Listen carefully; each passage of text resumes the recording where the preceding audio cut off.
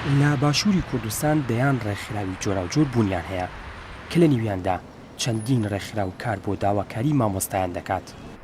بەڵام بە بڕوای ئەم مامۆستایانە ڕێکخراوەکانی تایبەت بە مامۆستایان نەیانتوانیوە کاری جددی بکەن بۆ باشترکردنی بارگوزارانی مامۆستایان.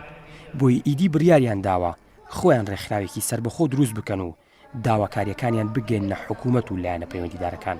ئەم ڕێکخراوە زادەی هەڵوێستی مەردانەی ئەکادیمیان و مامۆستایانی زانکۆ و پەیمانگاکانە لە بەرامبەر نادادی و بێڕێزیکردنی زانست و زانکۆ و دابەزاندنی بە ئەنقەستی ئاستی زانستی زانکۆکان و بڕینی قوت و بژێوی چینی مامۆستایانی زانکۆ.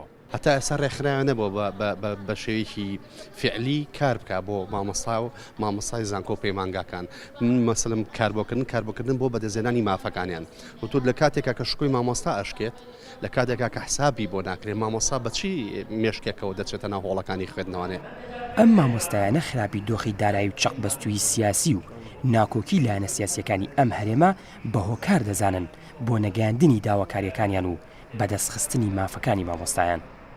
ڕاستە ڕێژیەکی زۆر لە ڕێکخراو هەیە، تەنانەت ڕێکخراویش هەیە کە داکۆکی کارە لە مافی مامۆستا، بەڵام زیاتر ئەو ڕێکخراوانی کە داکۆکی ئەکەن لە مافی مامۆستا و زانکۆکان و پەیمانگاکان بە تایبەتی کەمن. بۆیە ئێمە زیاتر بەو لایەنێ بیرمان کردوانی کە ئەم ڕێکخراوەدانین بۆ ئەوەی کە مافی مامۆستای زانکۆ و پەیمانگاکان بپارێزرێت. ئەو ڕێکخراوانی تر هەن هەمووی ڕێکخراوان ئیشان کردو بەشی خۆیان، بەڵام ئەگەر بێت و سیستمی خەباتی مەدەنی وایە بێ خۆڕاگر بین، یعنی دووربین بین بۆ ئەوەی بەردەوام بین و سەرکەوتوو بین.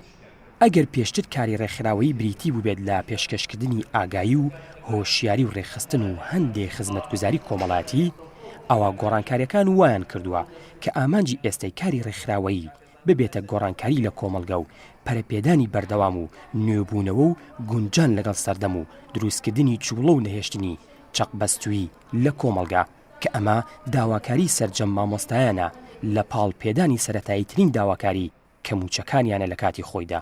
ئاوەر عەلیگەلی کوردستان، سلێمانی.